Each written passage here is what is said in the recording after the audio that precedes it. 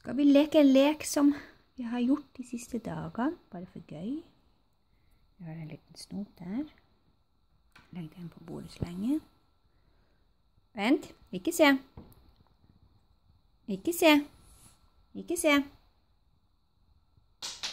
Vær så god. Så må han lete etter han. Som ofte så klarer jeg å treffe helt der borte med huset, så han vet jo hvor han skal lete denne her etter.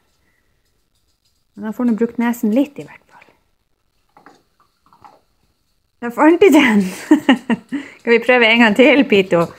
Vi ser om mor klarer å kaste litt annen plass enn bare på samme plassen hele tiden. Her, kom hit. Sitt. Ny snop.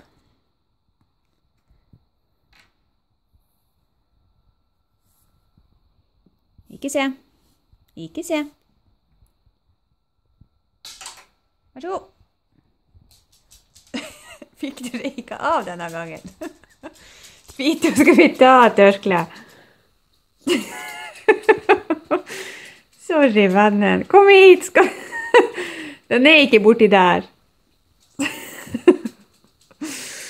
Ja, nå får han i hvert fall brukt nesten litt. Du, Pito, må finne han.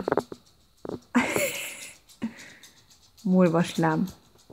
Tok ikke av tørkle. Hvor er den henne? Nei, jeg har den ikke. Gå og finne han.